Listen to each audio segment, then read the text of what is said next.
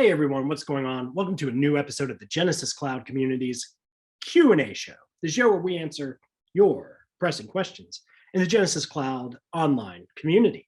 My name is Matt Lawson. I'm your online community manager, and today, let's kick off summer.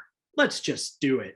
Experience 2022 is around the corner. We've got a lot of great events going on in the community, and we're going to give a prize away during this very episode. So that all sounds like summer fun to me. What do you think? Here's how you can get in on the action. First of all, our main segment is going to be on web messaging. Woo! It's a hot topic. After that, our friend Aaron is going to come by to give away an award to a very special beta tester. Then we get to hang out with one of my best friends, George Ganahl, one of the founders of the Q&A show, and he's going to be answering your questions in the Genesys Cloud community. What could get better than that? I have a few ideas. Number one, Experience 2022 is right around the corner. If you haven't been to Experience, please check it out. It's Genesys's main event of the year, and I love it. I've been going since 2018. That's where I got this shirt from. And this year, I am going to be at the community in a digital sense. I'll be working the community's booth. I'd love to see you there. Stop by, ask me a question. It could be about Genesys. It could be about anything else. I'd love to get the chance to say hey to you and, not be sitting there by myself. After that, got some really cool stuff happening in the community. First of all, back in the spring, we asked, what would you like to see in our next contest? We just wrapped up March Madness. Our books were wide open. You voted, you chose trivia. It's about as broad of a category as it can get, but after many sleepless nights, my team and I came up with a great way to have trivia in the community. Head to the community site, click the ad that says Trivia Tower, Trivia something. There will be a banner right there. You can find it. Nicole, our editor, maybe you can just put an image here, something to help them out. Find that in the community, give it a click, have some fun with us. Prizes will be available, of course. Speaking of prizes, speaking of great content, let's get going with this episode. The main feature is going to be on web messaging, and I can't wait to hear what Angelo has to say about it. So let's meet our expert, Angelo, and get this episode started. Hi, Matt. Thanks for having me here. I'm good, thank you. How are you doing? I'm doing great. And actually, it's really funny that you and I are meeting because the first time I met you, and I don't even know if you remember this, it would have been back in 2018 when we were doing Experience 2018. And we talked, and I think you actually posted in the community about one of the sessions that you were going to be doing. So, hey, stars align. 4 years later, we're reconnected. Are you doing any experience sessions this year? Yeah, I will be panelist in some of the sessions. I'm particularly excited this year because we're giving visibility to what we're going to talk about today, which is web messaging. That's keeping us busy for the last year and a half, I would say. It's an innovation for Genesys Cloud, and so I'm super excited to walk you through that. Cool. Well, I know we're going to get into that, and I can't wait to see what you have prepared. But before then, real quick, can you talk about who you are, your role at Genesys, and then we'll get started on the demo? Yeah. I'm working in product management now since several years. I've been at Genesys 18 years altogether in several roles, but product management is really kind of what really excites me. And I'm lucky to be working on products I love, like all the digital customer experience products, and right now focusing on web messaging. I can't wait to see your demo. Real quick, can you tell everybody what they can expect to learn today? Just real quick. Sure. I wanted to highlight kind of the benefits and the features of this new channel web messaging for digital customer engagement. Particularly the benefits, even compared to traditional experiences that we also offer and we used to offer for the last kind of decade, like more into, let's call it legacy web chats. This is really for us the evolution from that channel into more modern asynchronous experiences. I'll share my screen on the left. That's kind of simulating for now, the agent experience for Genesys Cloud CX. And on the right is my other Firefox browser, which is hosting the potential, end user experience. That might be any websites from, our customers, from the brands. That is hosting the new web messenger that you see there in the bottom right. So that's kind of a little spoiler. That's our new web messenger. I'll show you in a moment. So I'll show you the demo. I want to highlight in the demo kind of one of the benefits, which was really the asynchronous nature. For both agents, so the brands, and also for end users, all of us, asynchronous is powerful. In my view, it's a lot better than synchronous conversations. In the past decade, we had web chat was basically built upon, the same model as for voice interaction. So it was very synchronous. End users had to be connected while the conversation was in a queue in order to ultimately chat with either a bot, typically, or more likely with a live agent. So it really forced the end user to stay connected, waiting in the queue, and then when agent disconnects, that conversation is basically over. It did work for a decade or so, but I think now everybody is expecting a much easier experience. Experiences where we can reconnect with the brand whenever we feel is the right moment for us as an end user. So having a way to resume the conversation over time, over weeks and months potentially, that same benefit is also visible to brands and agents in a couple of ways, in the sense that brands can basically offer their customer service online 24/7 without having to, rely on agent availability to be kind of only offered during the working hours. Mm-hmm. As long as there's a bot, that conversation can start. Maybe there's some triage, and then, the next day the agent can basically pick it up. But also for agents, it's more convenient to work with less time pressure. Like sometimes time pressure to just get an answer out there and wrap up as soon as possible. It's not, it might work with many businesses, but in other businesses, depending on the use cases, it might be more convenient to just have that agent conversation happen at a different pace. Without any further ado, let's jump into like the demo here. So you'll see all of this in practice. What I will do is just on the right, again, I'll start a web messaging conversation. You see, this is our first version of our native web messenger. That's something that Genesys is productizing. This is evolving, so we're adding more features here, even more digital channels in the next months. But I'll just show you the current status. So as an end user, I may want to start my conversation with the brands. And I'm starting right now from scratch, right? Sure. I never had a previous conversation before. As the conversation starts, I'll start to receive automated answers here, or greetings from a bot. The bot might be informing me about potential wait time or opening hours, and also asking me, can we qualify you? Can we try to understand a little bit more about you in order to provide a more personalized experience? Mm-hmm. I don't have to be forced. I don't have to necessarily give my private details here if I don't want to. So I'm not kind of blocked in using the channel if I want to remain like an anonymous visitor. But, providing a bit of details may bring benefits. So let's say, see, this is already kind of one of the first benefits of using the new channels that we offer rich messaging. So in this case, you see some buttons, some quick replies. We're adding other rich media templates to the conversation, like cards and carousels pretty soon, to make that conversation a lot more meaningful and powerful in terms of, exchange of information, and also in terms of ease of use. Because right now I might be just typing an answer, but particularly for mobile browsers, when you're kind of on the move, it's sometimes easier to just tap or click on a quick reply. So I'll just say, I want to share more information. Yes, absolutely. So here the bot will start to kind of pre-qualify myself.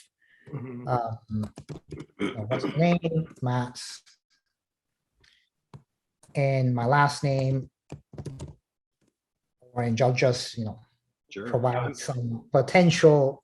I feel like I'm in Usual Suspects and you're looking at the board. Matt, Orange, we're doing all right. Email address, of course, this is better to be something accurate so that the brand can then reach out to me later on.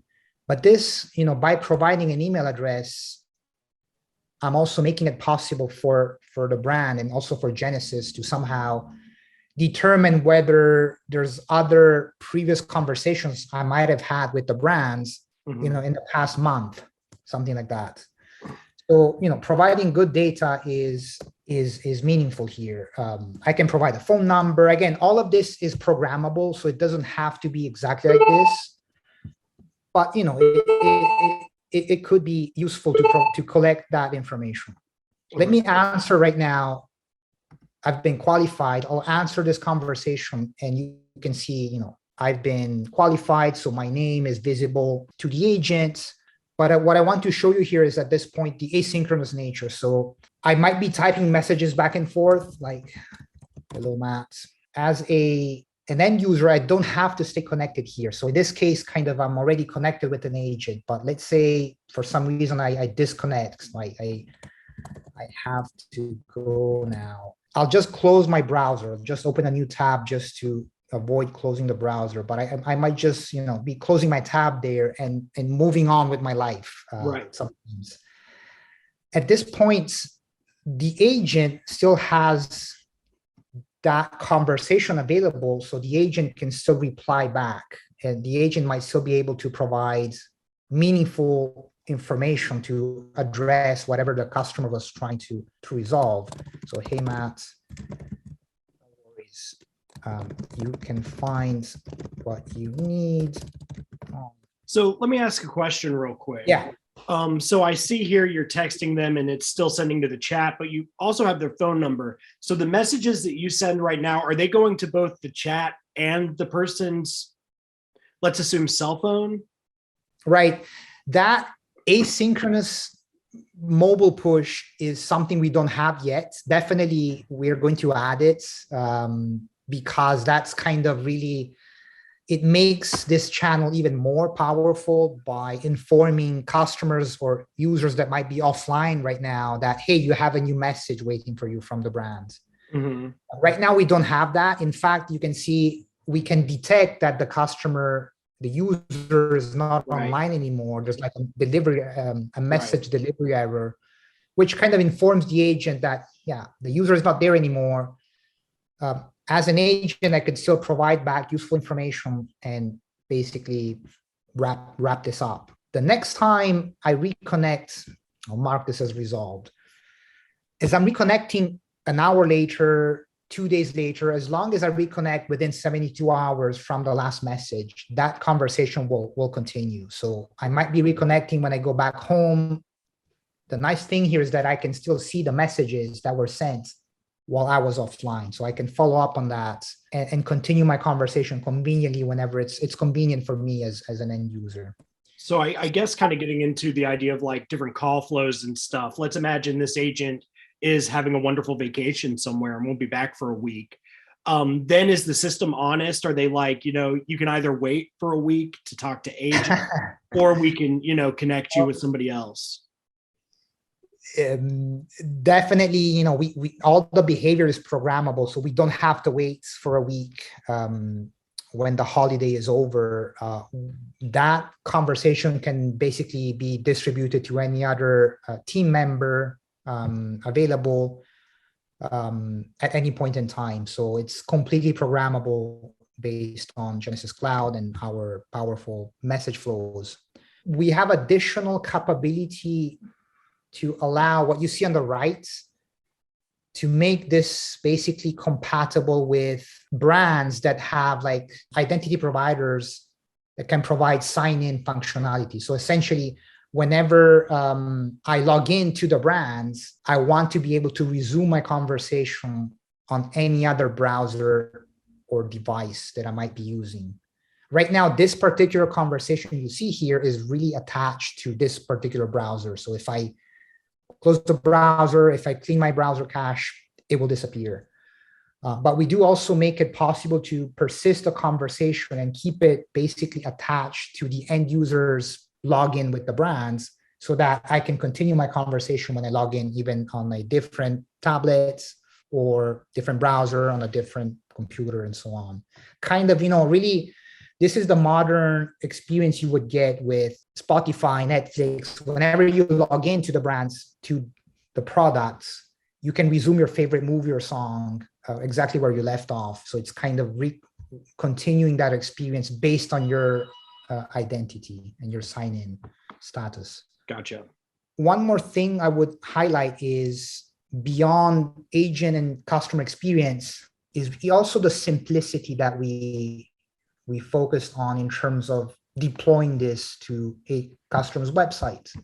Because in the past, I think we didn't have this capability of just really having everything configurable, customizable in one single place for business admins to basically make changes within our admin UI without having to necessarily redeploy or use any or work with any of their kind of development teams. So I'll show you a bit of that. Within the messaging area, there is a new messenger configuration section here that makes it possible to just easily customize that website experience for business admins that don't even have development knowledge. So here I can just basically define the way my messenger will behave or even look like by changing colors. Mm-hmm. I can change the position on screen, whether it's on the right or on the left. I can change languages based on either what my business supports or my website supports or my agents support. And this will basically automatically try to detect the preferred language on the customer's browser side and try to it will automatically adjust those labels based on my preferred language settings as an end user. Mm-hmm. And then I can basically add more or less features that I might want to enable. Right now, some of this is not entirely available to all customers. We're still building some of this, but having image attachments, which I haven't been able to show you, but there's features that really pertain how that conversation happens. So we want to make it richer with typing indicators, attachments, rich formatting, collaborative browsing, authenticated messaging. Some of these features have either been just recently released or we're going to release very soon. So cool. The moment I hit save, I will basically create a new version that I can easily deploy to my website. So on that website I was showing you earlier, I have already deployed, like maybe last year, a specific messenger deployment, which is nothing more than a simple snippet of code. But once that is deployed, I don't have to touch my website anymore. I can just basically upgrade my website to the next version, which in this case is going to be version 33. Oh, cool. I'll hit save. When I hit save now, if I go back to my website, it might take a few minutes. It depends really on the caching here. But the next time I reload the page, you see it's now appearing on the left with a different color, a different language. So it's very, very easy to just customize in real time. Is this included with the Genesys Cloud subscription or is it an add-on? This is included with GC2 and GC3 subscriptions. There is an add-on as well to GC1. Yeah. Oh, okay. And then, so when I do the show, it's really always an interesting thing because I like to announce the topic ahead of time and then see what questions they have. By they, I mean the community members. And most of the time when I get questions, it's, very technical. This was the first time I've ever brought up a topic that was going to be on the show. And all of the questions that I got were from people who were hesitant to adopt this feature. My question for you is, what would you say to kind of like push somebody over the edge into, introducing Web Messenger to their environment? Well, I see two types of hesitations. One is for the real, like the first time users, but I think once as you've seen, it's very easy to deploy. So you can basically try it. Personally, it matches the way I would like to interact with the brands. So I think the first time users or adopters of digital, once they use it, I think it resonates with them because it's async. So in that case, the answer to the hesitation is try it, because it's really easy to deploy. There's no IT involvement, no web development at all. The other type of hesitation I see commonly is for traditional web chat customers that have been using the web chat model for 5-10 years. I think their hesitation is stronger because mostly their operations are all around or same behavior across voice and chat. Their agents and their KPIs are really much tailored around synchronous experience. They do see asynchronous as kind of an unknown. So how does that affect our agents' productivity, customer experience, our performance dashboards? It does require a bit of a shift in mindset. So having a way for the agent to respond asynchronously is a big change for agents and also for the business. But it's inevitable. Like the whole world, that's where everybody is going to. Traditional legacy vendors of web chat are kind of fading away, in my view. Most of them have been moving into this new way of having asynchronous conversations. Ultimately, some KPIs will even improve, like how long it takes to really resolve an issue, which is what brands should be measuring, the resolution time. Because this is async, that incremental question means the agent doesn't have to explain everything from scratch.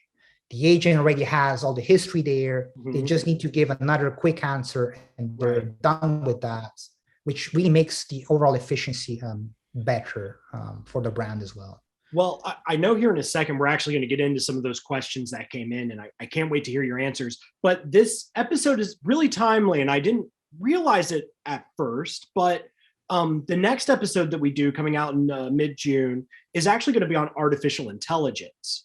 So I would imagine, kind of going back to what you said, like once you get this thing going, a lot of it kind of feeds itself. And I would imagine this really is like key to being able to leverage artificial intelligence within your interactions, right?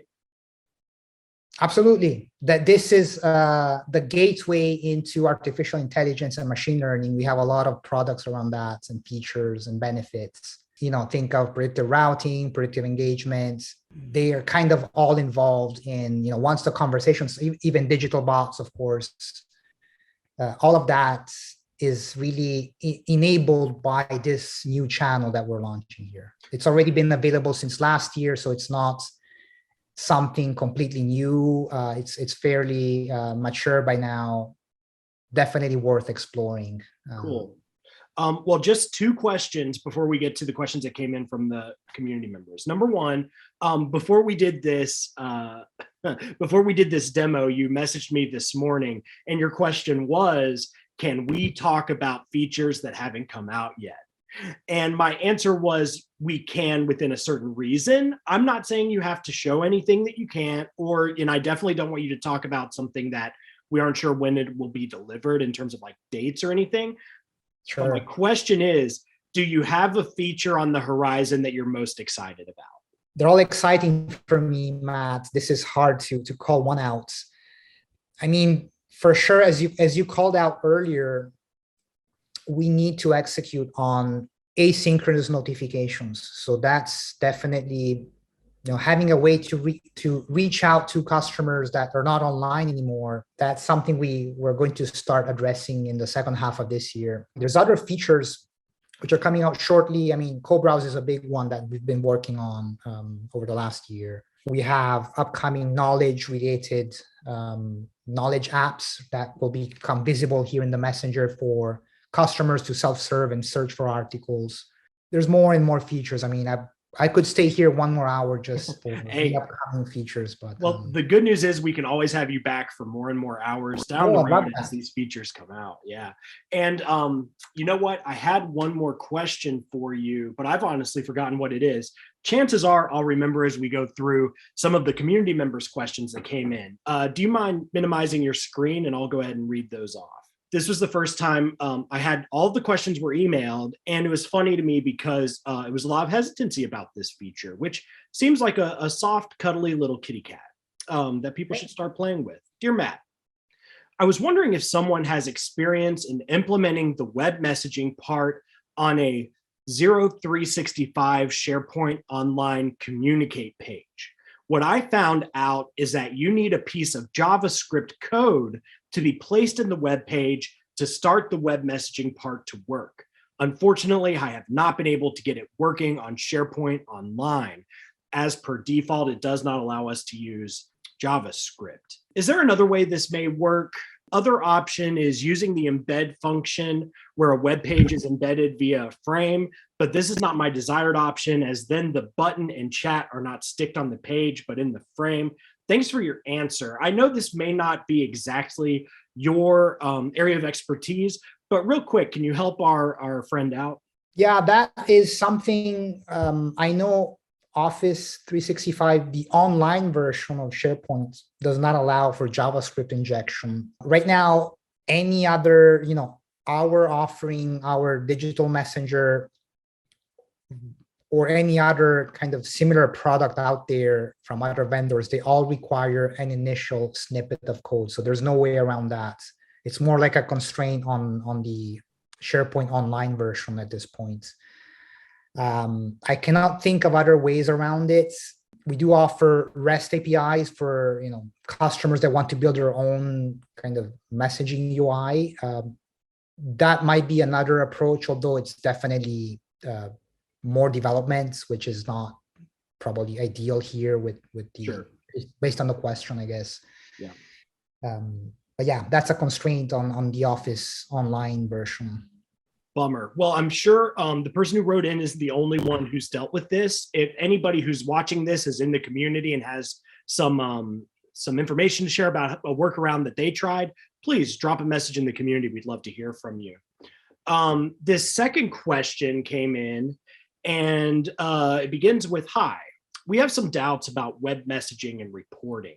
In web messaging, there is no concept of abandoned interaction, is there? Can you never abandon a conversation? I think you already gave the answer during the demo, but again, just real quick, can you give an answer to that? And then there was a follow-up question.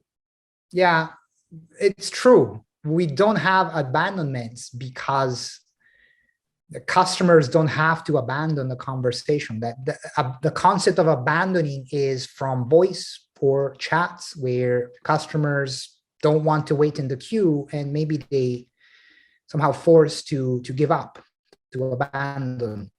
With web messaging, we don't have that. I would say with messaging channels, customers are always connected with the brand. They never abandon. Eventually, customers or conversations will expire when there's no, conversation goes stale.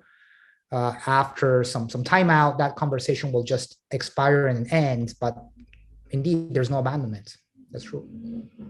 I guess that's fine. I guess, another question, just hearing your responses, is there what's kind of like the best practice around that because there is no such thing as abandonment.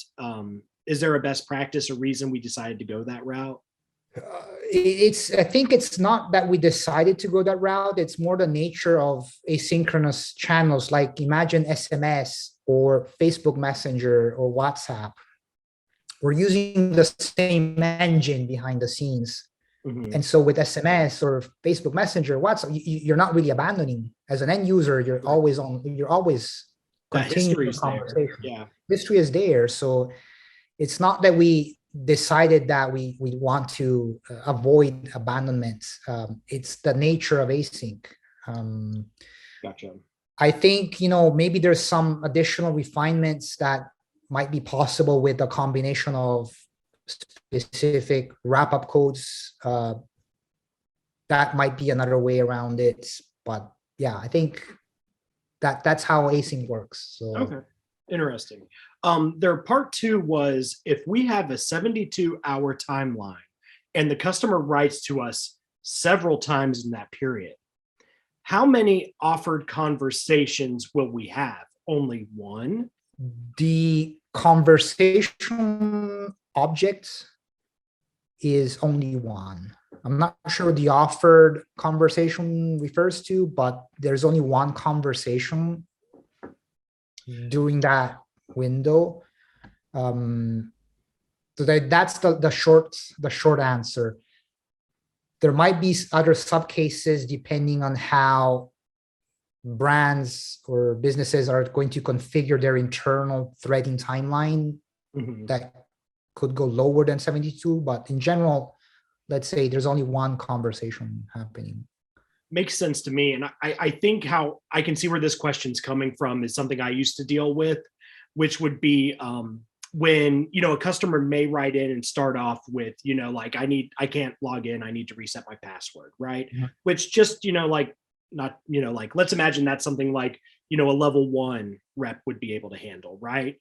And then as soon as they get in, they come back with, how do I set up my blah, blah, blah, blah, blah, which requires the conversation being moved to a level 3. So, in terms of reporting, I guess like kind of a way around this, would a good idea be, as that conversation gets bounced around to multiple queues, it'll help with the idea of like kind of like difficulty with a question, or, the number of reps that had to tackle it, the number of, how long it took to get a resolution. I mean, that's all kind of, all of that power and flexibility is all available within architect flows. So whenever a conversation resumes, the architect flow will have access to whether it's a new or existing conversation and can still kind of determine what was the last known, result from the agent, what was the last known wrap-up code, for example. So I think based on that, the proper handling can happen. Like, the conversation can go to a different queue depending on maybe it's if there's like a new subject detected, right? Even if it's the same conversation, but it as an end user, I might have different needs throughout my life cycle with the brand. So whenever there's like a new question or a new need that needs to be solved, that can be detected and triaged by bots or by the flow directly. So I think it's all possible. Cool. Well, I think those are the questions that we had. Angelo, thanks so much for coming on the show. Really a pleasure to get to hang out with you. I've been on calls with you before, but this is the first time we've really gotten to sit down and hang out. And was there anything in your demo that we didn't get to that you wanted to touch on before we sign off? I would maybe add, this channel is really completely integrated into the platform. It is part of the platform, the Genesys Cloud platform. So I didn't get to show you maybe all the reporting, analytics, the QM, transcripts, recordings, quality, and so on. So for example, it's compatible with Genesys Cloud surveys. All the available features in Genesys Cloud for the other messaging channels are also available for this channel as well. So it's kind of natively baked in. Cool. Well, I mean, this conversation doesn't directly continue in our next episode, but indirectly, maybe we'll be talking about artificial intelligence. Unfortunately, you won't be here, but open invitation, please come back on the show at any point. You just, rattled off 3 or 4 topics that I think would be wildly interesting to dive into. At some point, maybe we can ask the audience which one, they'd like to hear from, and you can come back. Yeah, fantastic. I would be honored to be back. I'm hoping, as I said, we have more exciting features. I forgot to mention maybe the upcoming mobile messenger that is somehow similar to the experience you saw on the web, but it's for native mobile apps. Cool. That's another big one where we've been investing in. So yeah, happy to be back. I'm really enjoying the conversation here, Matt. So thanks for having me.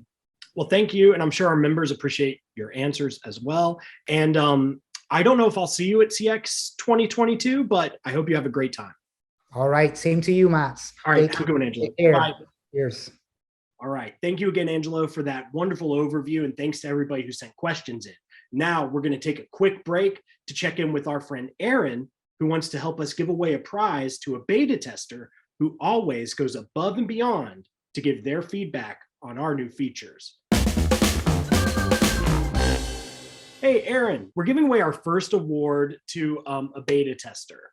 And I'm really excited about this because the person that you nominated has been doing betas with us since 2018. That's how long I've been with the community. Real quick, can you just talk a little bit about what this member does that you like working with them so much on? The willingness to participate in the betas, but then the feedback that we get, the thoroughness of the feedback, including screenshots and videos, and then access to end agents, really, I think, differentiated this beta tester for the first go around here.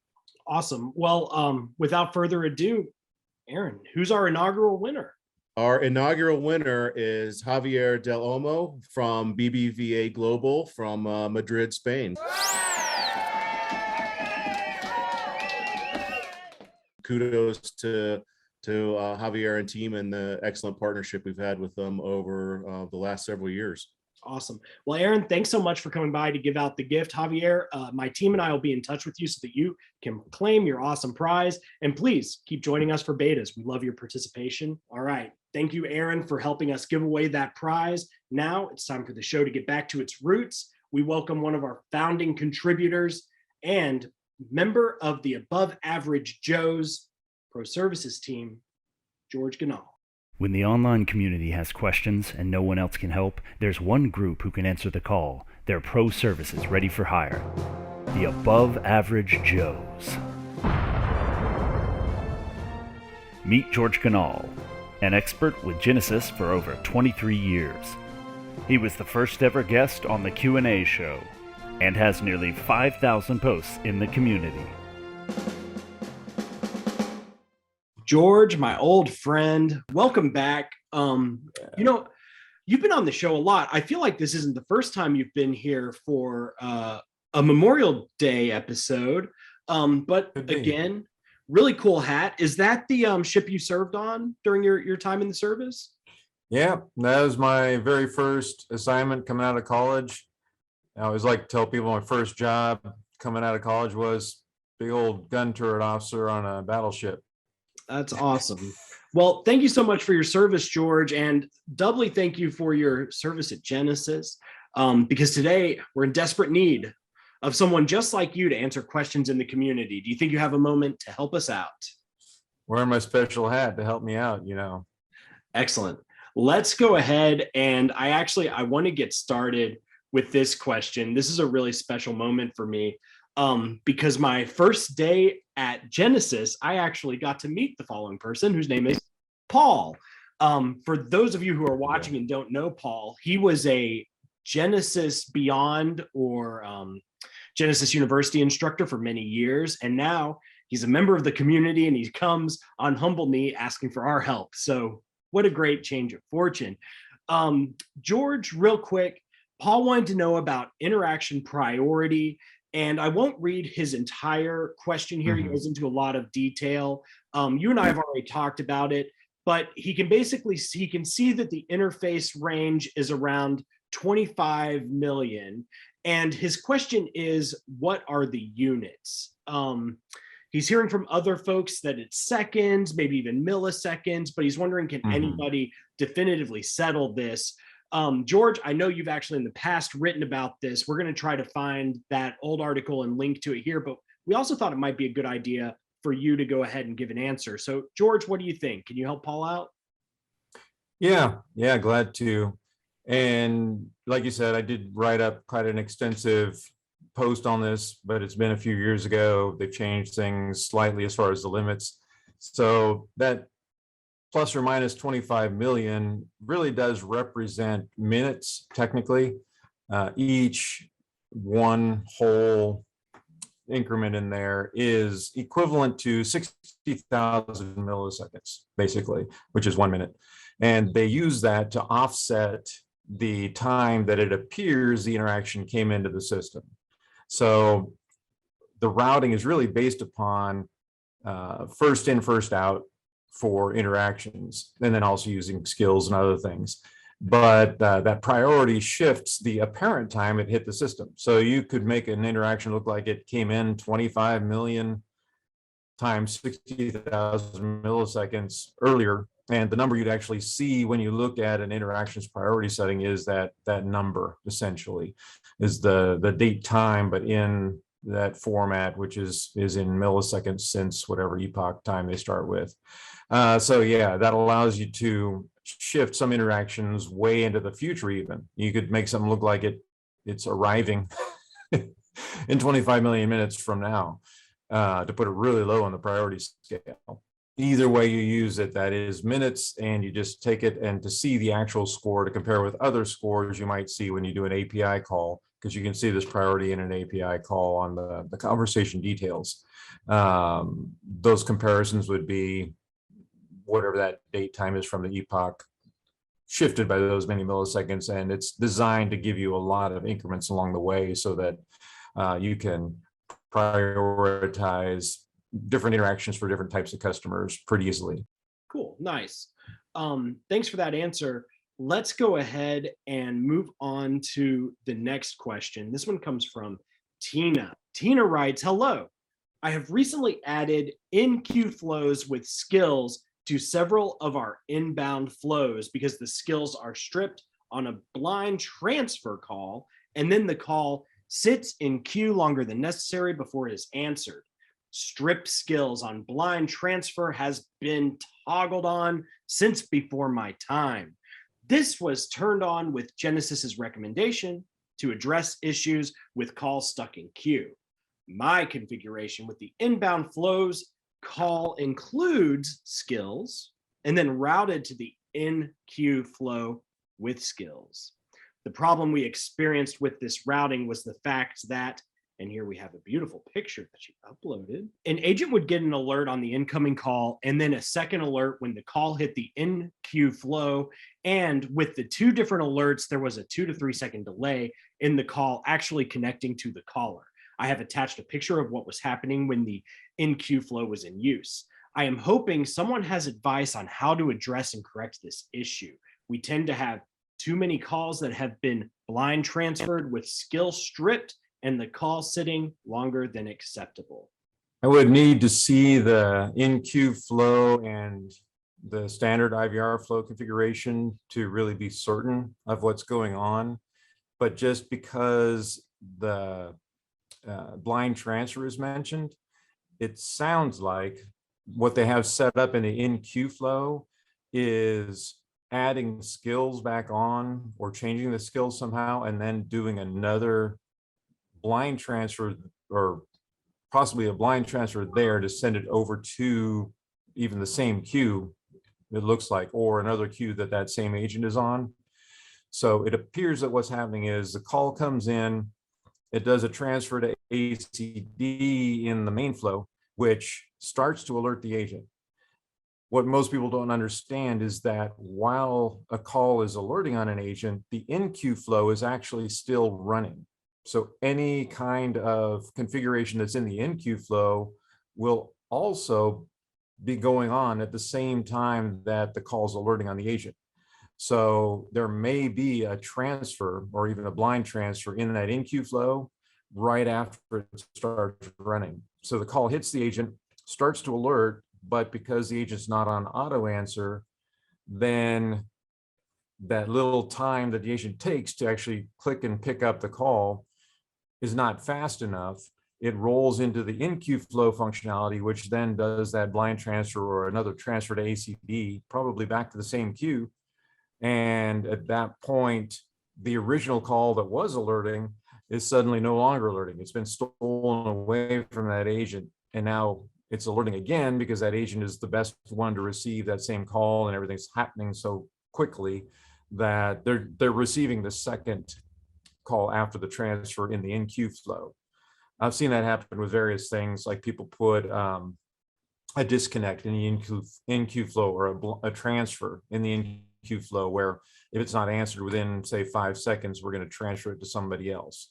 Or if it's not answered within a certain time frame, and then a call starts alerting on an agent, the in-queue flow is kicked in, and suddenly, oh, it's no longer alerting.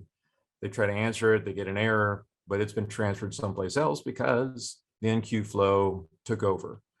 And most people think, well, the in-queue flow should stop as soon as it starts alerting on an agent. No, it doesn't do that. Get rid of that problem.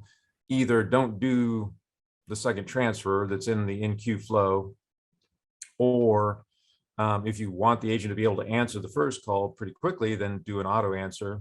Or if you want them to answer it on their own, then put in a wait step in the in-queue flow to wait for 7 seconds or whatever it is. That's the timeout for the alerting on the original call before you do that second transfer, because that way the agent has a chance to actually answer the interaction manually before the in-queue flow functionality kicks in. If somebody wanted to have their flow reviewed by somebody at Genesys, where would you recommend they go? Is that something that the support team would help with, or would they just want to like post a picture of it in the community and hope a member can help out? What advice would you have there? Yeah, a quick hit on that one would be to actually export the flow into a .i3 flow format.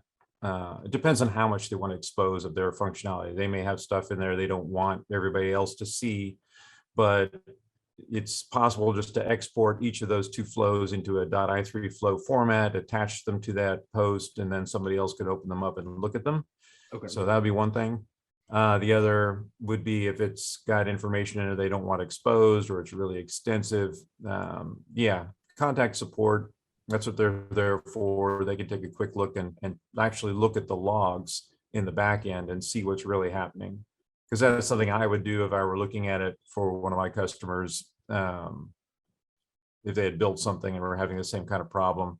In fact, I've done something very similar for a customer I'm working with these days, where they actually had a transfer. They were transferring an email away after a certain amount of time, and it was a race condition. The email just starts to alert on an agent, and then boom, suddenly it's gone, transferred back over to the other system. So I did a lot of digging into logs in the back end that customers cannot get to, partners cannot get to, but I'm able to because I'm part of the company. And that gave me a lot of insight there. So yeah, support would have that same kind of insight. Cool. Perfect. Well, I hope Tina finds that answer helpful. George, what else can I say? I always appreciate you coming on the show. Great to see you. And hopefully I'll see you in June for some trivia in the community. Yeah, looking forward to it. All right, awesome. Have a good one, buddy. Bye. You too. All right, everyone, that concludes this episode.